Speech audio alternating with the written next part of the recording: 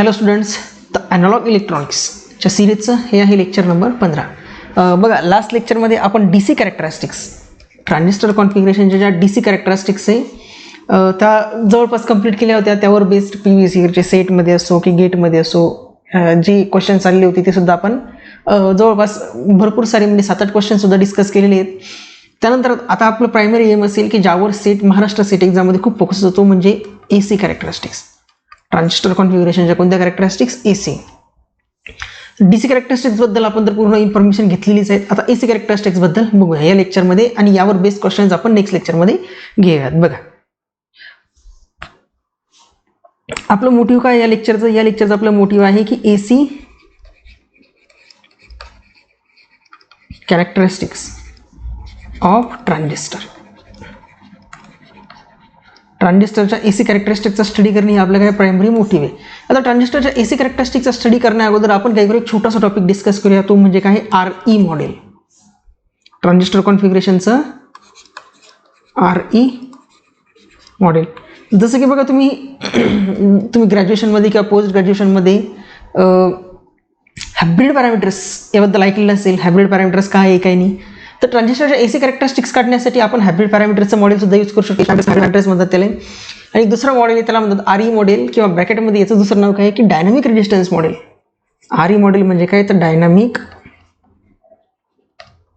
Resistance model. आपण ट्रान्झिस्टरच्या AC कॅरेक्टरिस्टिक्सचा study करण्यासाठी आपण हायब्रिड पॅरामीटरच्या मॉडेलचा यूज न करता आपण कोणत्या मॉडेलचा यूज करू? डायनामिक रेजिस्टन्स मॉडेल किंवा त्यालाच काय म्हणतात? RE model. घाबरून जाण्यासारखं काहीच नाही. तुम्हाला नवीन वाटत असेल काही हरकत नाही. नवीन जरी वाटत असलं तरी मी तुम्हाला व्यवस्थितरित्या समजून सांगतो की जेणेकरून तुमचा AC ट्रान्झिस्टर AC कॅरेक्टरिस्टिक्सचा क्वेश्चन्स जो की सेटमध्ये प्रेफर केला जातो की विचारतात तर तो तुमचा इझिली सॉल्व्ह झाला पाहिजे. ओके, तर आपण काढू सगळ्यात अगोदर आपण डिस्कस करू RE मॉडेल ऑफ ट्रान्झिस्टरचा RE मॉडेल. आता बघा, आपल्याला माहिती आहे नॉर्मली ट्रान्झिस्टर जो असतो PNP किंवा NPN हा ट्रान्झिस्टरपैकी normally NPN transistor in common emitter configuration. बघा, कोणता? NPN transistor in common emitter configuration. हे जे असतं हे यूज केलं जातं used to amplify smaller signal जे असतात त्या स्मॉलर सिग्नलला ॲम्प्लिफाय करण्यासाठी आपण काय करतो? NPN transistor in common emitter configuration use करतो.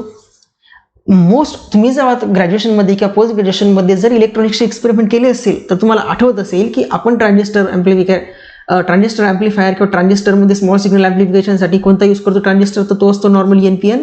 आणि कोणत्या कॉन्फिगरेशनमध्ये असतं? तर तो असतो कॉमन इमिटर कॉन्फिगरेशन. आता बघा, मी तुम्हाला एक रफ आयडिया सांगतो की NPN ट्रान्झिस्टर कॉमन इमिटर कॉन्फिगरेशनमध्ये स्ट्रक्चर कसं असतं आणि सोबत त्याच्या कॅरेक्टरिस्टिक्स कशा आहेत. तर बघा, हा आहे आपला नॉर्मली NPN ट्रान्झिस्टरचा सिम्बॉल. हा काय आहे? NPN ट्रान्झिस्टरचा सिम्बॉल. यामध्ये हे जे टर्मिनल असतं हे असतं टर्मिनल तुमचं इमिटर. हे जे टर्मिनल आहे हे टर्मिनल असतं कलेक्टर. हे जे टर्मिनल असतं तुमचा बेस. ओके, आणि हा ॲरो काय डिनोट करतो की हा कोणता ट्रान्झिस्टर आहे? हा ट्रान्झिस्टर आहे तुमचा NPN. ह्या ॲरोनुसार आपल्याला काय कळतं की हा कोणता ट्रान्झिस्टर आहे? ॲरो डिनोट करतो N साईडकडे. हा आहे NPN ट्रान्झिस्टर. यालाच इक्विव्हॅलेंटली कसं लिहू शकतो तुम्ही? बघा, NPN म्हणजे ही साईड असेल N, ही साईड P आणि ही साईड N. म्हणजेच आपण एक ब्लॉक डायग्राममध्ये कसं दाखवू शकतो? तो ब्लॉक डायग्राममध्ये आपण अशा पद्धतीने दाखवू शकतो की इथे आहे तुमचा इमिटर, इथे आहे बेस आणि इथे आहे कलेक्टर. बघा, कलेक्टर मी मोठा रिजन काढलेला आहे. तुम्हाला माहिती आहे कलेक्टर रिजन मोठा का काढला आणि बेस रिजन लहान का काढला? तर हा एक कलेक्टर रिजनपासून एक सर्किट असेल, एक ओहमिक कॉन्टॅक्ट असेल जो की हावाला. बेसपासून एक ओहमिक कॉन्टॅक्ट असेल हावाला आणि इमिटरपासून एक ओहमिक कॉन्टॅक्ट असेल हावाला. हा इमिटर बनलेला आहे बघा N टाईप सेमीकंडक्टरपासून. बेस बनलेला आहे P टाईपपासून. हा कलेक्टर बनलेला आहे N टाईपपासून. मग यालाच तुम्ही ट्रान्झिस्टर इक्विव्हॅलेंट सर्किट या ब्लॉक सर्किटलाच आणखी कसं लिहू शकता?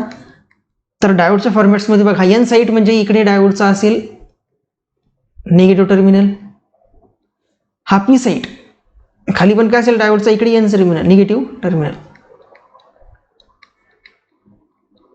म्हणजे याच ब्लॉकला हा जो ब्लॉक आहे जो मी वेगळ्या कलरच्या पेनने तुम्हाला मार्क करून दाखवतो बघा, हा जो ब्लॉक आहे ह्या ब्लॉकलाच आपण अशा पद्धतीने डिनोट करू शकतो. अशा पद्धतीने का डिनोट करू शकतो, कारण की आपल्याला माहिती आहे हा जो आहे पी एन डायोड, तर पी एन डायोडची ही कोणती साईड असते, पी, ही साईड आहे पी आणि ही साईड आहे एन. परत दुसऱ्या डायोडची ही साईड आहे पी आणि दुसरी साईड काय आहे, एन. म्हणजेच एन पी एन ट्रान्झिस्टर जो आहे, तर एन पी एन ट्रान्झिस्टरला आपण दोन डायोड्सच्या कॉम्बिनेशनमध्ये दाखवू शकतो, जेणेकरून या टर्मिनलमधून फ्लो होणारा करंट असेल कलेक्टर करंट, या टर्मिनलमधून फ्लो होणारा करंट असेल एमिटर करंट, आणि या दोघा जणांच्या कॉमन कॉन्फिगरेशनमधून जो करंट फ्लो होईल तो असेल तुमचा हा बेस करंट. हा कोणता करंट असेल, बेस करंट. म्हणजेच काय, तर यामध्ये आपल्याला दिसतंय बघा की एक पी एन डायोड आहे आणि दुसरा पी एन डायोड आहे, दोन्ही एकमेकांना कसे कनेक्ट केले, म्हणजे दोन्ही रिव्हर्स बायसिंगमध्ये, किंवा रिव्हर्स बायसिंगमध्ये म्हटल्यापेक्षा एक डायोडचा पी टर्मिनल आणि दुसऱ्या डायोडचा पी टर्मिनल एकमेकांना कनेक्ट केलेला आहे. म्हणजे यापैकी एक डायोड हा फॉरवर्ड बायसिंगमध्ये असेल तर त्यावेळी दुसरा डायोड हा रिव्हर्स बायसिंगमध्येच असला पाहिजे.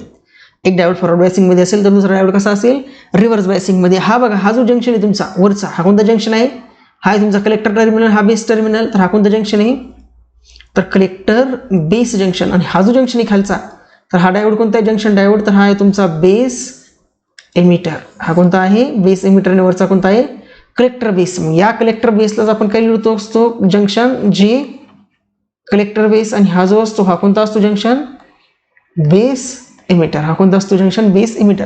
जेव्हा आपण ट्रान्झिस्टर कॉन्फिगरेशन किंवा ट्रान्झिस्टरला सॅच्युरेशन रिजनमध्ये स्टडी करतो, कोणत्या रिजनमध्ये, सॅच्युरेशन रिजन. जेव्हा आपण ट्रान्झिस्टरचा सॅच्युरेशन रिजनमध्ये स्टडी करतो तेव्हा आपल्याला माहित असते की इमिटर जंक्शन हे जे आहे कोणतं, base emitter junction. Base emitter junction किंवा यालाच आपण काय म्हणतो, इनपुट जंक्शन. बेस इमिटर किंवा इनपुट जंक्शन. तर हे कसं असतं, तर हे जंक्शन असतं तुमचं फॉरवर्ड बायसिंगमध्ये. हे कसं असतं, फॉरवर्ड बायसिंग. आणि सॅच्युरेशन रिजनमध्ये आउटपुट जंक्शन जो आहे कोणता, कलेक्टर बेस. कलेक्टर बेस किंवा यालाच काय म्हणतो आपण, आउटपुट जंक्शन. तर हा आउटपुट जंक्शन असतो तुमचा रिव्हर्स बायसिंगमध्ये. रिव्हर्स बायसिंग हे मी तुम्हाला शॉर्टमध्ये काय सांगते, कारण हे आपण ऑलरेडी लर्न केलेलं आहे. आता तुमच्या नोटबुकमध्ये तुम्ही चेक करा, हे तुम्ही अगोदर लिहिलेलं असेलच, प्रत्येकाने लिहिलं असेल. कशामध्ये, सॅच्युरेशन रिजनमध्ये. ट्रान्झिस्टर जेव्हा सॅच्युरेशन रिजनमध्ये असतो तेव्हा त्याचा इनपुट जंक्शन फॉरवर्ड बायसिंगमध्ये असतो आणि आउटपुट जंक्शन रिव्हर्स बायसिंगमध्ये असतो. हे आपण लिहिलेलं आहे. सॉरी, सॅच्युरेशन रिजन हा कोणता रिजन असतो, ॲक्टिव्ह. इथे थोडं करेक्शन आहे, हा सॅच्युरेशन रिजन नसतो, कोणता असतो, ॲक्टिव्ह रिजनमध्ये. का ॲक्टिव्ह रिजनमध्ये, कारण ॲक्टिव्ह रिजनमध्येच ट्रान्झिस्टर ॲज अ ॲम्प्लिफायर म्हणून आपण यूज करू शकत असतो. म्हणजे ट्रान्झिस्टरच्या ॲक्टिव्ह रिजनमध्ये ट्रान्झिस्टरचा इनपुट जंक्शन असतो फॉरवर्ड बायसिंग आणि आउटपुट जंक्शन असतो रिव्हर्स बायसिंग. आणि ट्रान्झिस्टरच्या आपण कॉमन इमिटर कॉन्फिगरेशनच्या इनपुट आणि आउटपुट कॅरेक्टरिस्टिक्स प्लॉट केलेले आहेत बघा. आठवत तुम्हाला, ट्रान्झिस्टरच्या input output characteristics in common emitter configuration. बघा, मी 2 ग्राफ प्लॉट करतो, त्यावरून मग तुम्ही ग्राफ पाहिल्याबरोबर तुम्हाला कळेल की अच्छा हे तर आपण शिकलेलो आहे.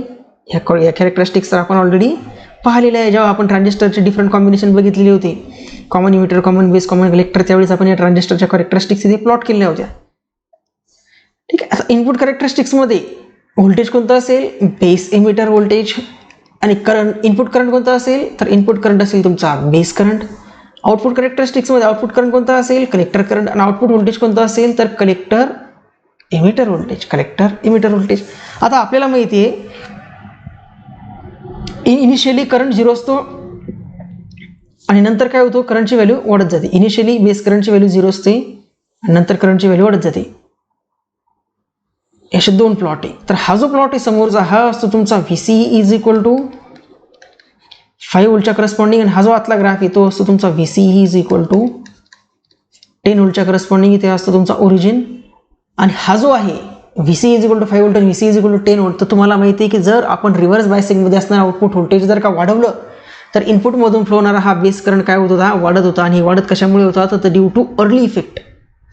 मला मी तिथे सांगितलेलं होतं जेव्हा आपण हे कॅरेक्टरिस्टिक्स बघितले, कशामुळे, तर ड्यू टू अर्ली इफेक्टमुळे काय होत होतं, तर इनपुटमधला जो करंट आहे, आउटपुट व्होल्टेज जर तुम्ही 5 व्होल्टून 10 व्होल्ट केलं तर इनपुट करंट काय होत होता, बेस करंट वाढत होता. इनपुट बेस करंट काय होत होता, वाढत होता. आणि कशामुळे होत होतं, ड्यू टू अर्ली इफेक्ट. कशामुळे होत होतं, ड्यू टू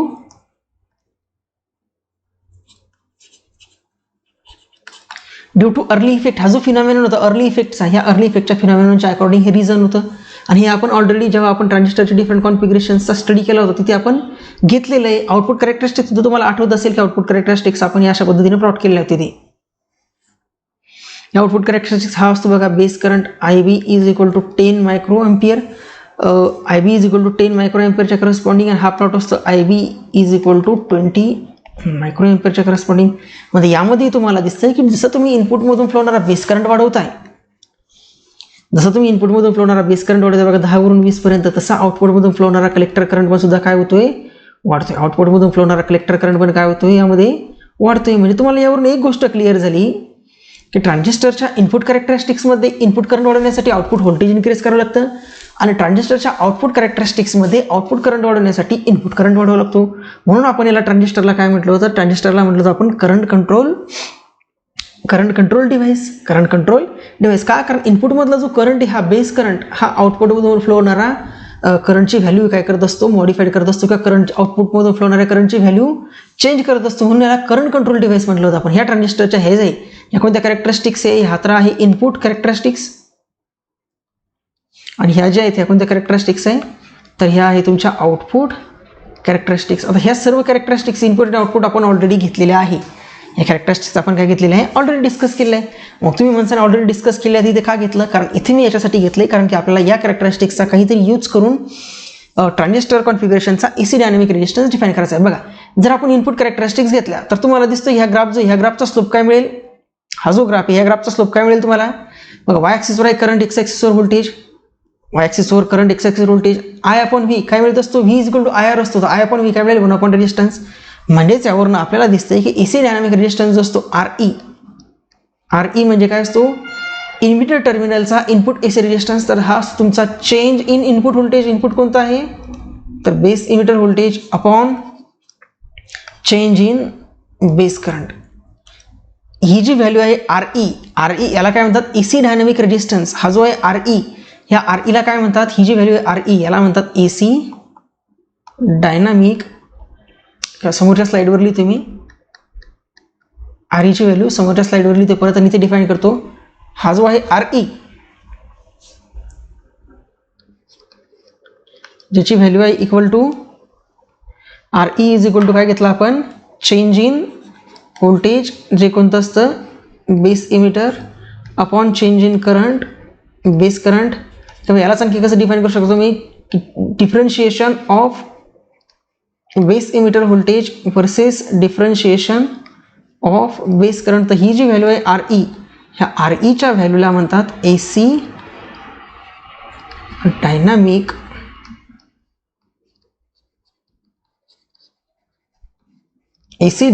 रेजिस्टन्स.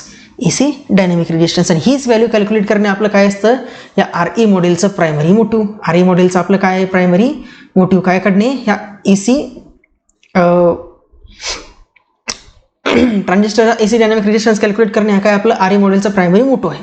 ओके, आता बघा आपल्याला माहिती आहे ट्रान्झिस्टर म्हणजेच काय आहे, तर 2 डायोडपासून बनलेला आहे. ट्रान्झिस्टर काय आहे, तर 2 PN डायोडपासून बनलेला आहे. आणि डायोडमधून फ्लो होणारा जो करंट असेल, डायोडमधून यावेळेस कोणता current flow in emitter current. तो इमिटर करंट कसं डिफाईन करू शकतो आपण, तर डायोडमधून फ्लो होणारा इमिटर करंट आपण अशा पद्धतीने डिफाईन करतो. तो असेल emitter current IE is equal to I0 into E raise to the power. डायोडच्या अक्रॉस कोणतं व्होल्टेज असेल, तर इनपुट व्होल्टेज असेल base emitter upon eta VT upon eta VT -1 upon eta VT -1. यामध्ये हा I0 काय असेल, तर यामध्ये हा I0 असेल leakage current.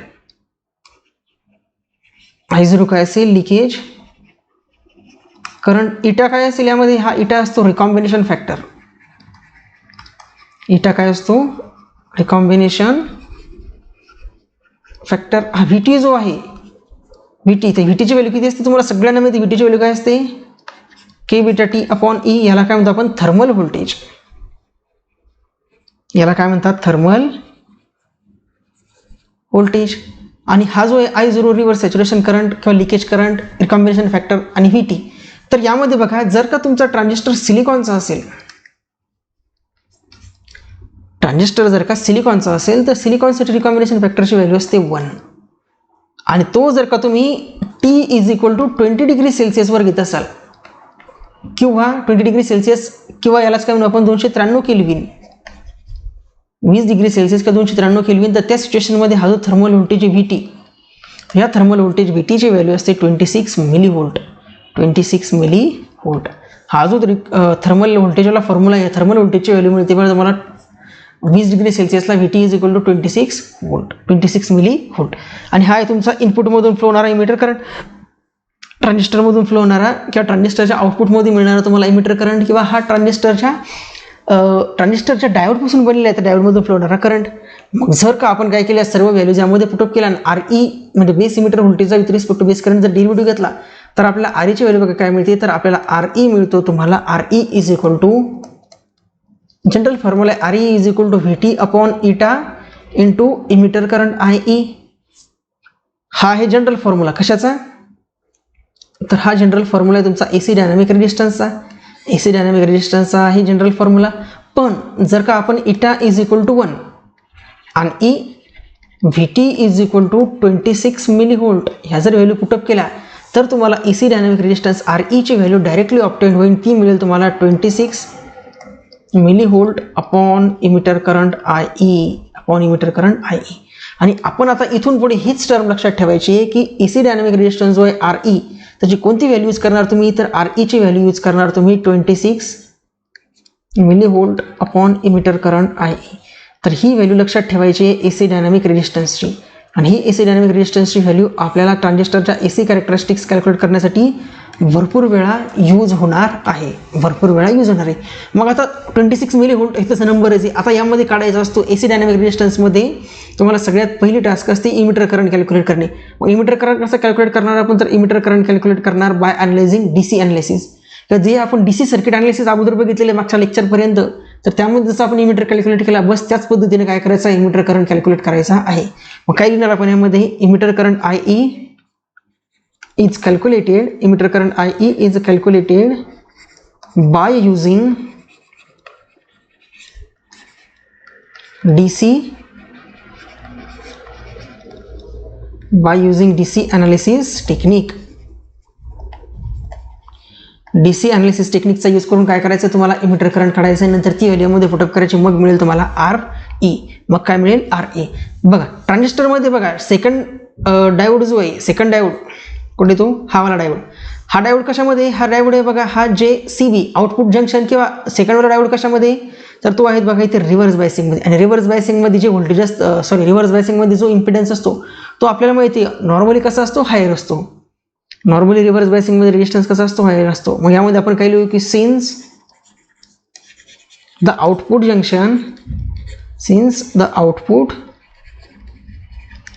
Junction of the transistor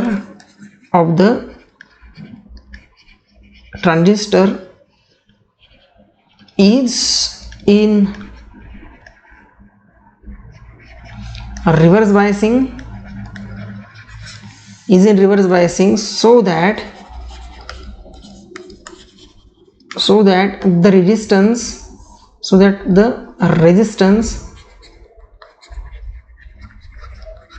of the output junction is much higher. So the resistance of the output junction is much higher. Output resistance काय, output impedance कसा असेल, मच हायर असेल. म्हणजे RO आउटपुट कसा असेल, याची value 1 ओम पेक्षा खूप मोठी असेल. RO ची व्हॅल्यू 1 पेक्षा कशी असेल, खूप मोठी असेल. मग आपण ट्रान्झिस्टर इक्विव्हॅलंट सर्किटला RE इक्विव्हॅलंट किंवा ट्रान्झिस्टरचं जो कॉन्फिगरेशन आहे त्याला RE इक्विव्हॅलंट मॉडेलमध्ये कसं डिनोट करतात, तर बघा समजून घ्या. एवढं जे नेटवर्क आहे ट्रान्झिस्टर सर्किटचं, हे एवढं जे नेटवर्क तुम्हाला दिसतंय, या सर्किटला तुम्ही RE मॉडेलमध्ये कशा पद्धतीने रिप्लेस करायचं, तर हा तुमचा बघा, हा इमिटर टर्मिनल, हा बेस टर्मिनल आणि हा कलेक्टर टर्मिनल. फक्त हे एवढं नेटवर्क जे, तर याला तुम्हाला RE इक्विव्हॅलंट मॉडेलमध्ये अशा पद्धतीने डिनोट करायचं आहे. कशा पद्धतीने डिनोट करायचं तिकडे बघा समजून घ्या. हा असेल ग्राउंड, हा असेल ग्राउंड, इकडून येईल तुमचा एक इनपुट करंट, इकडून येईल इनपुट करंट कोणता आहे, बेस करंट IB. हा जो रेजिस्टन्स, या रेजिस्टन्सची व्हॅल्यू किती असेल, तर या रेजिस्टन्सची व्हॅल्यू असेल बीटा RE. हा जो रेजिस्टन्स आहे, या रेजिस्टन्सची व्हॅल्यू किती असेल, हा जो रेजिस्टन्स आहे याची व्हॅल्यू असेल बीटा आर ई.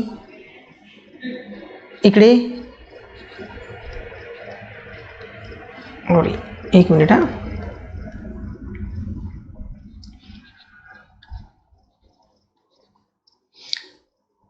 इकडे हा असेल तुमचा एक करंट सोर्स. या करंट सोर्समधून फ्लो होणारा करंट असेल बीटा आणि आउटपुट करंट कोणता आहे तर आय बी. बीटा आय बी.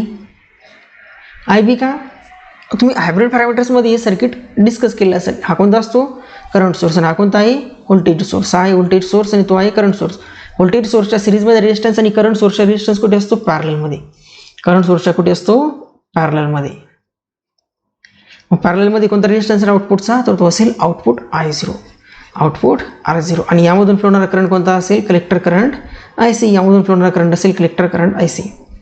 म्हणजेच काय तर जेव्हा तुम्ही ट्रान्झिस्टरच्या आरई मॉडेलचा स्टडी करणार एसी अनालिसिससाठी तर तुम्हाला काय करायचं आहे त्यामध्ये तर या ट्रान्झिस्टर सर्किटला या कॉन्फिगरेशनने रिप्लेस करायचं आहे. या ट्रान्झिस्टर सर्किटला काय करायचं आहे या कॉन्फिगरेशनने रिप्लेस करायचं आहे. आता तुम्ही फक्त सध्या लिहून घ्या. काय करा जे तुम्हाला या स्लाइड्सवर दिसते की नाही फक्त तेवढं लिहून घ्या. तुम्हाला घाबरून जाण्याची अजिबात गरज नाही आहे.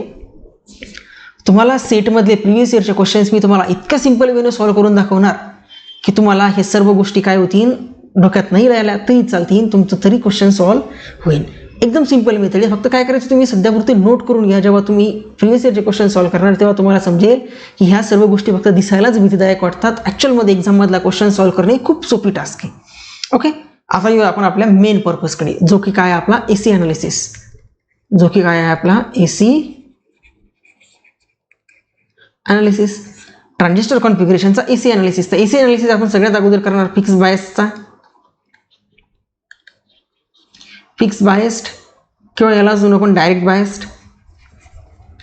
फिक्स बायस्ड किंवा डायरेक्ट बायस. आता फिक्स बायस किंवा डायरेक्ट बायस सर्किटचं तुम्हाला या कॉन्फिगरेशनचं सर्किट तुम्हाला आठवत असेल. बघा मी काढतोय तुम्हाला तुमच्या नोटबुकमध्ये सुद्धा असेलच कुठे ना कुठे म्हटल्यापेक्षा जिथे आपण डीसी कॅरेक्टरिस्टिकचा स्टडी केला तिथे आपण फिक्स बायस सर्किट बघितलेलं आहे. तेच फिक्स बायस सर्किट असेल. बघा इथे थोडंसं मॉडिफिकेशन आहे फक्त यामध्ये थोडा चेंज आहे. जो चेंज तुम्हाला लगेच ऑब्झर्व होईल की काय चेंज आहे. जसं सर्किट मी काढतोय तसं सर्किट तुम्ही प्लॉट करून घ्या. एकदम सोपं आहे. घाबरू नका. इलेक्ट्रॉनिक सब्जेक्टच असा आहे की तुम्हाला नेटवर्क एवढी भीतीदायक वाटतात की आपल्याला वाटतं की एक्झाममधला क्वेश्चन्स आपल्याकडून सॉल्व्ह होईल की नाही. पण एक्झाममध्ये विचारलेला क्वेश्चन्स इतका सोपा असतो की तुमच्याकडून तो सहजपणे सॉल्व्ह होतो.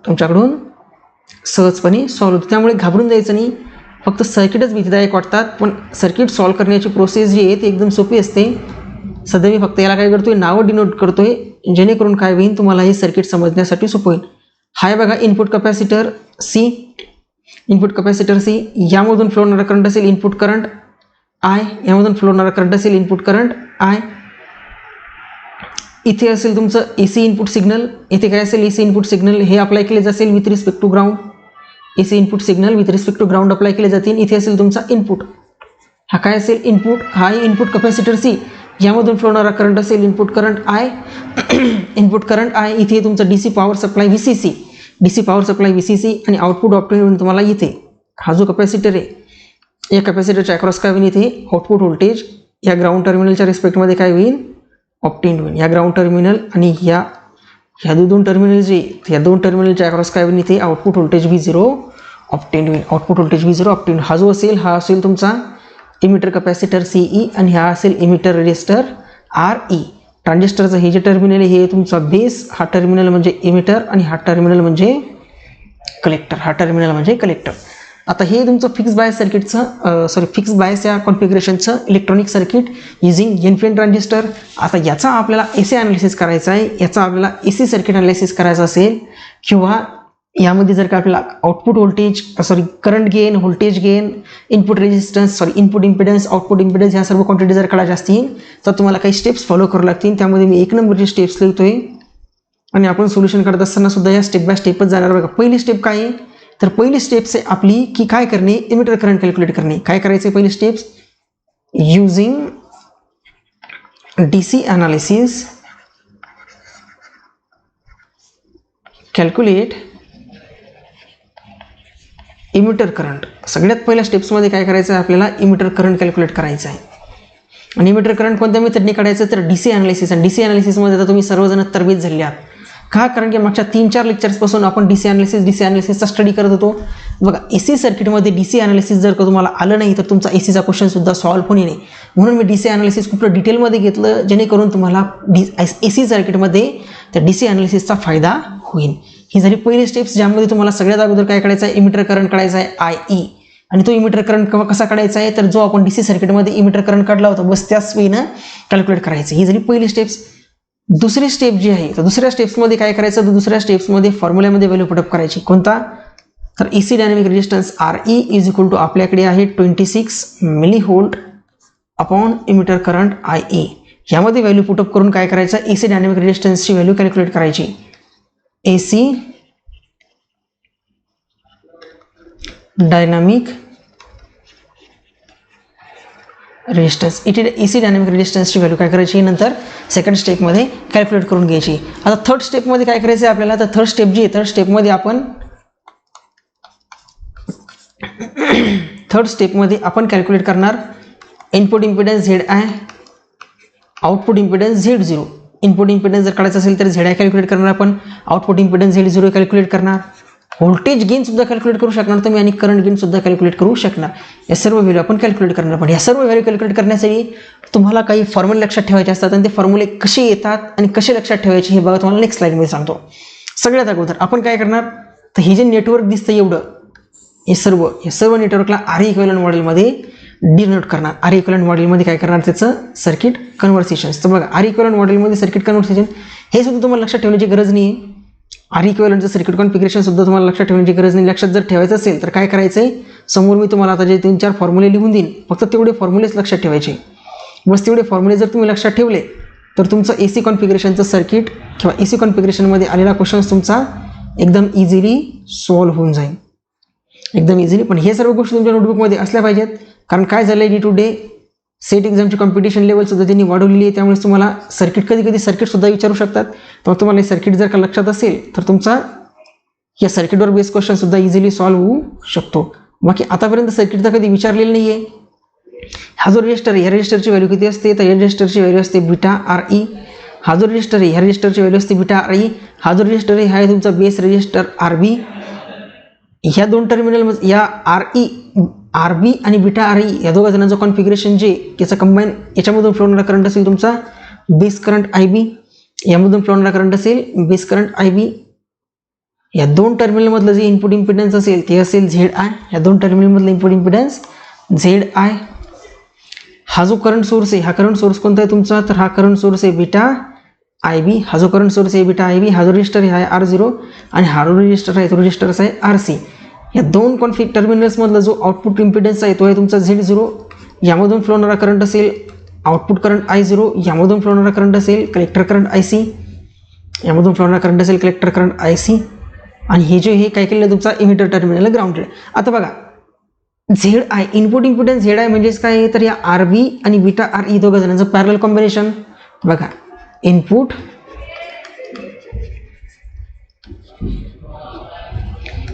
इम्पिडन्स जो आहे ZI तो काय आहे, तर तो तुमचा हा बेस रजिस्टर RB आणि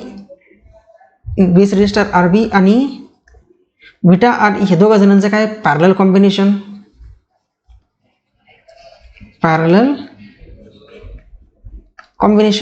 RB आणि बीटा RE या दोघा जणांचं काय आहे पॅरलल कॉम्बिनेशन. मग पॅरलल कॉम्बिनेशनमध्ये आपल्याला माहिती आहे पॅरलल कॉम्बिनेशनचा इक्विव्हॅलंट रेजिस्टन्स कसा ऑब्टेन होतो, तर ZI इज इक्वल टू असतो तुमचा RB इंटू बीटा RE आणि खाली असेल दोघा जणांचे addition RB plus beta RE. मग तुम्ही इनपुट रेजिस्टन्स जो आहे, इनपुट रेजिस्टन्सचा आम्हाला फॉर्म्युला लक्षात ठेवायचा आहे की input resistance ZI of AC transistor configuration in direct biasing, तर तो असतो तुमचा beta RE into RB upon RB plus beta RE. तर हा फॉर्म्युला तुम्ही इनपुट इम्पिडन्सचा काय करायचा आहे लक्षात ठेवायचा आहे, कारण या फॉर्म्युल्यावर बेस तुम्हाला डायरेक्टली क्वेश्चन सॉल्व्ह एक्झाममधला डायरेक्ट क्वेश्चन सॉल्व्ह होतो. बट कधी कधी तुम्हाला काय विचारतात, अप्रॉक्सिमेशन केस विचारतात की जर RB ची व्हॅल्यू 10 टाइम्स बीटा RE यापेक्षा जर मोठी असेल, आणि ही कशी असते जनरली ही व्हॅल्यू कशी जनरली म्हणजे तुम्हाला एक्झाममध्ये क्वेश्चन आला तर तुम्हाला हीच केस दिलेली असेल.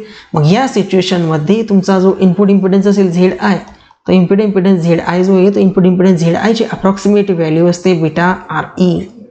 इनपुट इम्पिडन्स झेड आयची अप्रॉक्सिमेट व्हॅल्यू असते बीटा आर ई. आणि सेटमध्ये तुम्हाला सेट एक्झाममध्ये जर इनपुट इम्पिडन्स विचारला इन केस एसी अनालिसिसमध्ये तर तुम्हाला फक्त बीटा आर ईचीच व्हॅल्यू काढायची असते. सेटमध्ये जर क्वेश्चन आलाही तर तुम्हाला फक्त बीटा आर ईचीच व्हॅल्यू तिथे काढायची असते. बाकी तुम्हाला सेटमध्ये याच्या व्यतिरिक्त दुसरा क्वेश्चन विचारणार नाही इनपुट इम्पिडन्सचा. जर इनपुट इम्पिडन्सचा क्वेश्चन आलाच तर तुम्हाला याच फॉर्म्युल्यानुसार इनपुट इम्पिडन्स काढावं लागेल. दुसरी टर्म्स तुम्हाला जी विचारू शकतात ती कोणती आहे तर output impedance. Output impedance. Output impedance आपण डिनोट करणार Z0 ने. मग तो काय बघा तर आउटपुट इम्पिडन्स तुम्हाला दिसतो इथे. या R0 आणि RCचं काय आहे पॅरलल कॉम्बिनेशन. आउटपुट इम्पिडन्स काय आहे तर आउटपुट इम्पिडन्स आहे तुमचा RC आणि R0 यांचं काय आहे पॅरलल कॉम्बिनेशन. RC आणि R0चं काय आहे पॅरलल कॉम्बिनेशन. परत पॅरलल कॉम्बिनेशनला कसं सॉल्व्ह करणार आपण आत्ताच फॉर्म्युला वरती दोन्हींचं मल्टिप्लिकेशन आणि खाली दोघं जणांची ॲडिशन. वरती दोघं जणांचं मल्टिप्लिकेशन आणि खाली दोघं जणांची ॲडिशन. याहीमध्ये जर तुम्हाला ही केस दिलेली असेल कोणती हा RO आउटपुट इम्पिडन्स जर का तुमचा या RC पेक्षा खूप मोठा असेल तर हा जो तुमचा आउटपुट इम्पिडन्स आहे Z0 याची अप्रॉक्सिमेट व्हॅल्यू तुम्हाला ऑब्टेंड होते आणि ती इक्वल असते RCच्या. Z0 आउटपुट इम्पिडन्स जो आहे तो Z0 आउटपुट इम्पिडन्सची अप्रॉक्सिमेट व्हॅल्यू किती असते RCच्या इक्वल. आउटपुट इम्पिडन्स Z0ची व्हॅल्यू किती असते RCच्या इक्वल. त्यानंतर आणखी तिसरी टर्म जी तुम्हाला विचारू शकता ती असते व्होल्टेज गेन. व्होल्टेज गेन तो डिनोट केला जातो AV ने. व्होल्टेज गेन काय असेल output voltage upon input voltage. Output voltage म्हणजे काय असेल बघा आउटपुट व्होल्टेजला जर तुम्ही करंटने मल्टिप्लाय केलं आणि इनपुट व्होल्टेजला सुद्धा करंटने मल्टिप्लाय केलं तर आउटपुट व्होल्टेज इंटू करंट काय मिळेल तुम्हाला आउटपुट इम्पिडन्स. आणि इनपुट व्होल्टेज इंटू करंट काय मिळेल इनपुट इम्पिडन्स. आता आउटपुट इम्पिडन्सची व्हॅल्यू आपल्याला माहिती आहे इनपुट इम्पिडन्सची व्हॅल्यू माहिती आहे. मग ती काय मिळेल तुम्हाला तर व्होल्टेज गेन AV मिळेल तुम्हाला. आउटपुट इम्पिडन्स काय अप्रॉक्सिमेट व्हॅल्यू RC आणि इनपुट इम्पिडन्सची अप्रॉक्सिमेट व्हॅल्यू काय आहे तर इनपुट इम्पिडन्सची अप्रॉक्सिमेट व्हॅल्यू आहे तुमची बीटा RE. इनपुट इम्पिडन्सची अप्रॉक्सिमेट व्हॅल्यू काय बीटा RE ना. इनपुट इम्पिडन्सची अप्रॉक्सिमेट व्हॅल्यू काय आहे beta RE. Okay beta RE आहे का येस बघा कुठे दिसतं तुम्हाला इनपुट इम्पिडन्स हा आहे बीटा RE. बीटा फॅक्टर जर का तुम्ही इग्नोर केला अप्रॉक्सिमेशनमध्ये बीटा फॅक्टर जर का इग्नोर केला तर तुम्हाला व्होल्टेज गेन काय मिळेल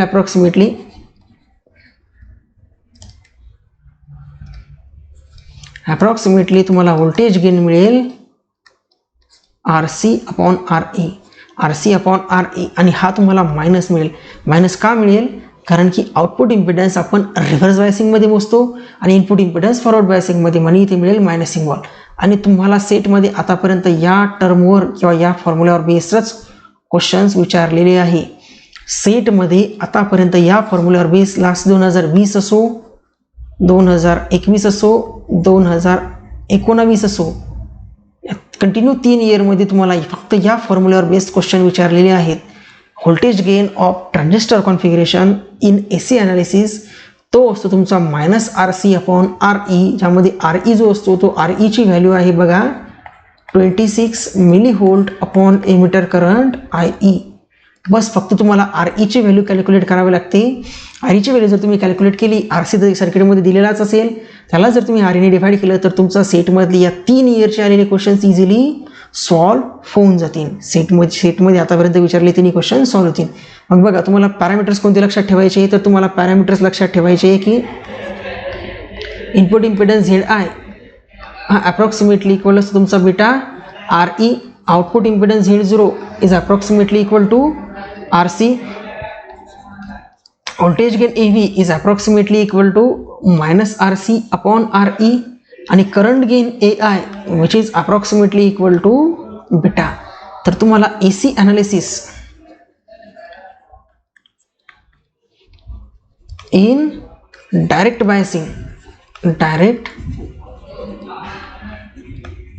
बायसिंग और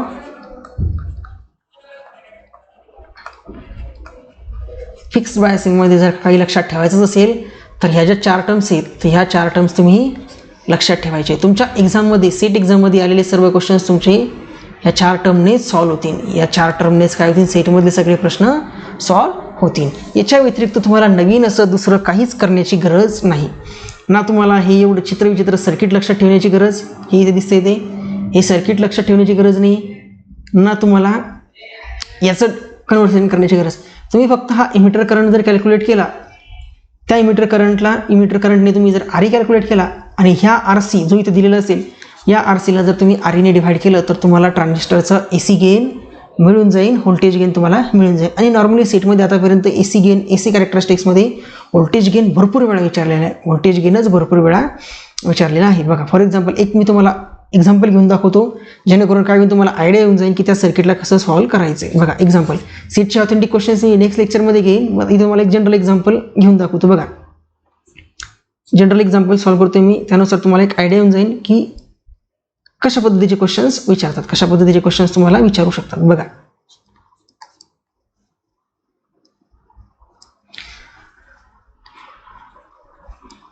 हे असं सर्किट तुम्हाला दिलेलं असेल, झूम करा. हा इथे असेल तुमचा +12 व्होल्ट. हा जो रेजिस्टर आहे याची व्हॅल्यू दिलेली आहे बघा 3 किलो ओम. हा जो रेजिस्टन्स याची व्हॅल्यू दिलेली आहे 470, याची व्हॅल्यू दिलेली आहे तुम्हाला. हा रेजिस्टन्स दिला 470 किलो. हा रेजिस्टन्स हा काय, याची कशाची व्हॅल्यू आहे, RCची. ही व्हॅल्यू कशाची आहे, RCची व्हॅल्यू आहे. आणि हा जो कॅपॅसिटर दिलेला आहे, हा कॅपॅसिटर दिलेला आहे 10 मायक्रोफॅरेडचा. इथे अप्लाय केलेला आहे इनपुट व्होल्टेज VI आणि याच्या अक्रॉस इथे एक 10 मायक्रोफॅरेडचा कॅपॅसिटर आहे आणि याच्या अक्रॉस इथे आउटपुट व्होल्टेज V0 ऑप्टेंड होतं. आउटपुट व्होल्टेज V0 ऑप्टेंड होतं. दिलेलं काय काय तुम्हाला, दिलेलं आहे तुम्हाला बीटा इज इक्वल टू 100 आणि आउटपुट रेजिस्टन्स R0ची व्हॅल्यू दिलेली आहे तुम्हाला 50 किलो ओम. आउटपुट रेजिस्टन्सची व्हॅल्यू दिलेली आहे 50 किलो ओम. यामध्ये काय कॅल्क्युलेट करायचं आहे, तर यामध्ये तुम्हाला काय सांगितलेलं आहे RE, ZI, Z0, EV या सर्व व्हॅल्यू काय करायचे आपल्याला कॅल्क्युलेट करायचे. बघा सोल्युशनमध्ये काय करायचं, सोल्युशनमध्ये सगळ्यात अगोदर हा RE काढण्यासाठी आपल्याला काय काढणे गरजेचं आहे, तर सगळ्यात अगोदर REची व्हॅल्यू काढण्यासाठी आपल्याला IE काढावं लागेल. आणि IE काढण्यासाठी आपल्याला या सर्किटचं AC सर्किटला जो याला DC अनालिसिस यूज करावं लागेल. आणि DC अनालिसिसमध्ये आपण काय करतो, कॅपॅसिटर करतो ओपन, कॅपॅसिटर ओपन सर्किटमध्ये कन्वर्ट करतो आणि इंडक्टर असेल तर शॉर्ट करतो. C जर असतील कॅपॅसिटर तर त्याला ओपन करायचं आणि सर्किटमध्ये इंडक्टर जर असेल तर त्या इंडक्टरला शॉर्ट करायचं. सर्किटमध्ये फक्त कॅपॅसिटर दिसते त्याला ओपन करा. आणि या टाईपच्या सर्किटचा आपण DC अनालिसिस ऑलरेडी केलेलं आहे, त्यामुळे मी डायरेक्टली फॉर्म्युला लिहितो बेस करंटचा.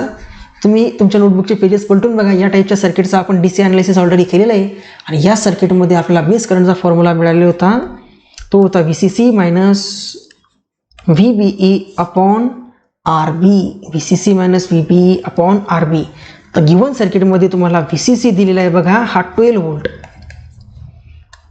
VBE बेस इमिटरची व्हॅल्यू असते तुम्हाला आठवत असेल 0.7 व्होल्ट, 0.7 व्होल्ट. आणि हा RB जो आहे ते RBची व्हॅल्यू दिलेली बघा ही 470 किलो ओम. या तिन्ही व्हॅल्यू जर का बेस करंटमध्ये पुट केल्या तर बेस करंटची व्हॅल्यू मिळेल तुम्हाला 12 मायनस 0.7 अपॉन 470. हा जर किलो ओममध्ये तर हा करंट कशामध्ये मिळेल, मिली अँपिअरमध्ये. हा करंट कशामध्ये मिळेल, मिली अँपिअर. मग 12 मायनस 0.7 अपॉन 470 याला जर तुम्ही मल्टिप्लिकेशन म्हणजे सबस्ट्रॅक्शन करून डिवायडेशन जर परफॉर्म केलं तर तुम्हाला याचा आन्सर मिळेल 24.04 मिली अँपिअर. 24.04 मिली अँपिअरनी. तर हे मिळेल मायक्रो अँपिअरमध्ये. हे कशामध्ये मिळेल, मायक्रो अँपिअर. मी कॅल्क्युलेट केलेलं आहे ऑलरेडी म्हणून मी डायरेक्टली लिहिलं. तुम्ही काय करायचं, याला कॅल्क्युलेट करून बघायचं की खरंच असं मिळतंय का. आपल्याला बेस करंट काढायचा आहे का नाही, आपल्याला काढायचा आहे इमिटर करंट. इमिटर करंट कसा काढतो आपण, तर नॉर्मली इमिटर करंट असतो IE is equal to 1 plus beta into base current. बघा बीटाची व्हॅल्यू दिलेली 100 म्हणजे हा काय मिळेल 1 प्लस 100 इंटू बेस करंट किती मिळाला 24.04 मायक्रो अँपिअर. 24.04 मायक्रो अँपिअर म्हणजेच हा काय मिळतो तुम्हाला 101 इंटू 24.04 मायक्रो अँपिअर. 24.04 जेव्हा तुम्ही मल्टिप्लिकेशन परफॉर्म करता तेव्हा तुम्हाला आन्सर मिळतो 2.428 मिली अँपियर, 2.428 मिली अँपियर हा मिळेल तुम्हाला इमिटर करंट IE ची व्हॅल्यू, इमिटर करंट IE. आता इमिटर करंट IE जर आपल्याला मिळाला, काय मिळाला इमिटर करंट IE, मग आपण RE काढू शकतो. RE काय मिळेल मग तुम्हाला, RE मिळेल तुम्हाला 26 millivolt upon emitter current IE. मग इमिटर करंटची व्हॅल्यू पुटअप करा इथे बघा, न्यूमरेटरला 26 मिली व्होल्ट आणि खाली आहे 2.428 मिली अँपियर. हा मिली मिली एकमेकांसोबत कॅन्सल, व्होल्ट पर अँपियर म्हणजे ओहम, व्होल्ट पर अँपियर म्हणजे ओहम. आणि या 26ला जर का तुम्ही 2.428 ने जर डिवाइड केलं तर तुम्हाला व्हॅल्यू मिळते 10.71 ओहम. AC डायनॅमिक रेजिस्टन्सची व्हॅल्यू किती मिळते, 10.71 ओहम. तर हा मिळतो तुमचा ट्रान्झिस्टर. हे जे सर्किट तुम्हाला दिलेलं होतं अगोदर, त्या सर्किटचा AC डायनॅमिक रेजिस्टन्सची व्हॅल्यू मिळाली. आता AC डायनॅमिक रेजिस्टन्स मिळाला, मग आपण इनपुट इम्पिडन्स ZI काढू शकतो. इनपुट इम्पिडन्स ZI अप्रॉक्सिमेटली किती असतो, तर तो असतो तुमचा beta into RE. Beta into RE, बीटाची व्हॅल्यू आहे 100 आणि REची व्हॅल्यू किती मिळाली तुम्हाला 10.71. मग याला जर तुम्ही मल्टिप्लिकेशन परफॉर्म केलं तर किती मिळेल बघा, 100 ने जर मल्टिप्लाय केलं तर हा मिळेल तुम्हाला 1071 ओहम. 1071 ओहम म्हणजेच काय approximately 1.071 kilo ohm. Input impedance ZI किती मिळतो मग 1.071 kilo ohm, 1.701 kilo ohm. Output impedance Z0 approximately काय मिळतं तुम्हाला, RCच्या इक्वल. आणि RC किती दिला आहे सर्किटमध्ये बघा 3 किलो ओहम. RC किती दिला आहे 3 किलो ओहम. RC दिला आहे 3 किलो ओहम, तर तो मिळेल तुम्हाला अप्रॉक्सिमेटली 3 किलो ओहम. अप्रॉक्सिमेटली किती मिळेल 3 किलो ओहम. त्यानंतर व्होल्टेज गेन जर विचारलेलं असेल तर EV व्होल्टेज गेन कसा कॅल्क्युलेट करतो आपण, तर तो कॅल्क्युलेट करतो आपण approximately -RC upon RE, -RC upon RE. RCची व्हॅल्यू किती आहे, RCची व्हॅल्यू आहे तुमची 3 किलो ओहम, हा मायनस सिम्बॉल. आणि REची व्हॅल्यू किती कॅल्क्युलेट केली आपण 1.071 किलो ओहम. किलो ओहम एकमेकांसोबत कॅन्सल. आणि मग तुम्हाला व्होल्टेज गेन AV काय मिळेल, तर व्होल्टेज गेन AV तुम्हाला अप्रॉक्सिमेटली मिळेल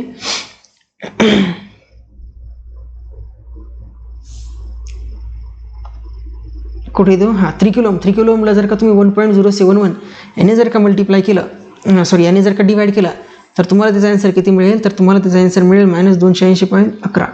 याचा आन्सर किती मिळेल -280.11 किलो. हे काय मिळेल तुम्हाला, याचा व्होल्टेज गेनची व्हॅल्यू मिळेल.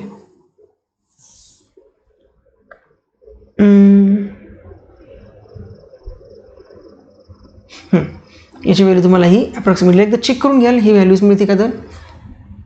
आणि त्यानंतर करंट गेन काय मिळेल तुम्हाला, मग current gain AI. Current gain हा तुम्हाला अप्रॉक्सिमेटली असेल बीटा, आणि बीटाची व्हॅल्यू किती आहे 100. बीटाची व्हॅल्यू किती आहे 100. बीटाची व्हॅल्यू आहे 100. तर अशा पद्धतीने तुम्हाला या टाईपचे क्वेश्चन जर विचारलेच एक्झाममध्ये, इन केस विचारले, तर तुम्ही याचे आन्सर काढू शकतात. आपण नेक्स्ट जे क्वेश्चन्स आहे सेटमध्ये आलेले आणि AC dynamic resistance voltage divider बायसिंगचा कसा सॉल्व्ह करायचा हे काय करू, नेक्स्ट लेक्चरमध्ये डिस्कस करू. बघा आता आणखीन एक लेक्चर आहे, त्या एका लेक्चरमध्ये तुमचा ट्रान्झिस्टर एंड होऊन जाईल. त्यानंतर एका लेक्चरमध्ये आपण ट्रान्झिस्टर ऑसिलेटर्सचा डिस्कशन करू. एका लेक्चरमध्ये आपण काय करू, उर्वरित जे पार्ट आहे अॅनालॉग इलेक्ट्रॉनिक्सचे, जसं की त्यामध्ये फेट असेल किंवा छोटे मोठे पार्ट असेल, UJT वगैरे वगैरे, हे जे काही पार्ट्स आहेत. त्यानंतर एरर अनालिसिसचा थोडासा पार्ट आहे की जो तुम्हाला एक्झाममध्ये विचारतात. तर उर्वरित आणखी नेक्स्ट 3 लेक्चर्समध्ये तुमचं जवळपास अॅनालॉग इलेक्ट्रॉनिक्सचा सेक्शन कव्हर होऊन जाईल. आणखी 3 लेक्चरमध्ये तुमचं अॅनालॉग इलेक्ट्रॉनिक्स होऊन जाईल. मग त्यानंतर आपण मूव्ह करू डिजिटल सेक्शनकडे. कशामध्ये, डिजिटल इलेक्ट्रॉनिक्स. डिजिटल इलेक्ट्रॉनिक्सचा पार्ट सुद्धा खूप इझी आहे. साधारणपणे तुमचा 24 ते 25 या लेक्चर्समध्ये मी तुमचा इलेक्ट्रॉनिक्सचा सेक्शन कम्प्लिटली एंड करून टाकतो. ओके, मग तुम्ही म्हणसाल की 25 लेक्चरमध्ये पूर्ण इलेक्ट्रॉनिक्स झाला म्हणजे आम्हाला सेटमध्ये विचारले 10 प्रश्न सॉल्व्ह करता येईल का.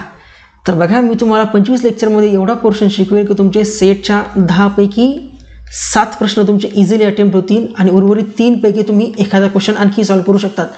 म्हणजे सेटमध्ये तुमचे 7 ते 8 प्रश्न या 25 लेक्चरच्या सिलेबसमध्ये कव्हर होतील. कारण की सेटमध्ये विचारला जाणारा इलेक्ट्रॉनिक्सचा सिलेबस इतका मोठा आहे की तो जर तुम्हाला स्टेप बाय स्टेप आणि पूर्ण कव्हर करायचा म्हटलं तर जवळपास 50 ते 60 लेक्चर्स लागतील. पण मी काय केलेलं आहे, ऑथेंटिक म्हणजे की ज्यावर शॉर्ट क्वेश्चन्स येतात. तर असा सिलेबस तुमचा ज्यावर 7 ते 8 प्रश्न कंपल्सरी असतात, तो मी तुमचा या 24 ते 25 लेक्चरमध्ये काय केलेला आहे, कव्हर केलेला आहे. तर त्यामुळे तुम्ही असं रिलेव्हंट नाही राहायचं. रिलेव्हंट म्हणजे कसं की आपण सेटच्या 25 लेक्चर केले म्हणजे 10 पैकी 10 प्रश्न सॉल्व्ह होतील का, नाही, का नाही होत. कारण की बघा ना, इलेक्ट्रॉनिक्स तुम्हाला सेटमध्ये विचारणारं इलेक्ट्रॉनिक्स तुमचं BSc प्लस MSc या सिलेबसमध्ये असणारं सगळं इलेक्ट्रॉनिक्स विचारतात. मग आता एवढं तुमचं सगळ्या BSc मध्ये झालेलं आणि MSc मध्ये झालेलं सगळं इलेक्ट्रॉनिक्स 20 आणि 25 लेक्चर्समध्ये कव्हर होणे इझी आहे का? तर इझी नाही आहे. त्यामुळे काय करायचं, तुम्ही टेन्शन घ्यायचं नाही. आपले 25 लेक्चर व्यवस्थित करायचे आणि 10पैकी 70% किंवा 75% 80% क्वेश्चन सॉल्व्ह करायचे सेटमधले, जे की इलेक्ट्रॉनिक सेक्शनमध्ये असतील. यापैकी तुम्हाला डिजिटलच्या सेक्शन्समध्ये 3 क्वेश्चन्स तर 100% सॉल्व्ह होतील याची गॅरंटी मी देतोय, आणि 4 क्वेश्चन्स तुमचे अॅनालॉग सेक्शनचे, असे मिळून तुमचे 7, कधी कधी 8, तर 10पैकी 7 ते 8 प्रश्न तुमचे सॉल्व्ह होतील. एवढा पोर्शन मी तुमचा या 24 ते 25 लेक्चर्समध्ये कव्हर करून देईन. आणि मी तुम्हाला श्युअरिटी का देतोय, कारण की मी लास्ट बॅचमध्ये मुलांना ज्यांना शिकवलेलं आहे तर त्यांचे फीडबॅक तेच आहे की समोर तुम्ही जेवढं सांगितलं आम्ही तेवढंच केलं आणि आम्हाला व्यवस्थितपणे मार्क्स मिळाले. तुम्हाला मी मागेही सांगितलेलं होतं की तुम्ही जर का आपले 10 पेपर जे तुम्हाला शिकवले ते जर व्यवस्थित केलं तर तुम्ही फक्त एकट्या फिजिक्स सेक्शनमध्येच 140+ स्कोअर करू शकतात आउट ऑफ 200. हे फक्त फिजिक्सचे बोलतोय मी. तुमच्याकडे तरी आणखीन पहिल्या पेपरचे 100 मार्क्स राहतात. या 100पैकी तुम्ही जर का 60 मार्क्स जर का मिळवू शकले तर 60 + 140 तुम्ही 300पैकी 200 मार्क्स मिळवू शकतात. 300पैकी 200 मार्क्स सहजपणे मिळवू शकतात. फक्त काय, जर का तुम्ही आपल्या लेक्चर सिरीज व्यवस्थित पाहिल्या, टेस्ट व्यवस्थित सॉल्व्ह केल्या तरच हे शक्य आहे. अदरवाईज मी तुम्हाला ॲडवाईस करणारच नाही की आपल्या लेक्चरच्या व्यतिरिक्त तुम्ही दुसरं काहीतरी पाहावं म्हणून. तुम्हाला ना कुठलं रेफरन्स बुक वाचण्याची गरज ना काही करण्याची गरज. फक्त लेक्चर बघा, अभ्यास करा, जेवढं सांगितलेलं तेवढं करा आणि 140+ मार्क्स मिळवा. कशामध्ये? फिजिक्समध्ये 200पैकी. आणि यामध्ये जर 60 मार्क्स मिळवले तर 300पैकी तुम्हाला 200 मार्क्स सहजपणे मिळतात. आणि असं कोणत्याच कॅटेगरीचं नाही आहे की कोणत्याही कॅटेगरीमध्ये तुम्ही जर असाल तर तुम्हाला जर 160 मार्क्स मिळत असतील 300पैकी तर तुम्ही सेट क्वालिफाईड आहात आजच. जर जनरल कॅटेगरीमध्ये असाल तरी 160मध्ये पास होता. कोणत्या कॅटेगरीवाले विद्यार्थी 160. जर तुम्ही SC ST मध्ये असाल तर मग तुम्हाला डायरेक्ट 135 मार्क जरी असतील 136 तरी तुम्ही क्वालिफाईड होऊन जातात. ओके, सो तुम्ही काय करायचं, व्यवस्थितपणे अभ्यास करायचा. बाकीचा जो पोर्शन आहे तो आपण काय करू, उद्याला घेऊ. Okay, thank you.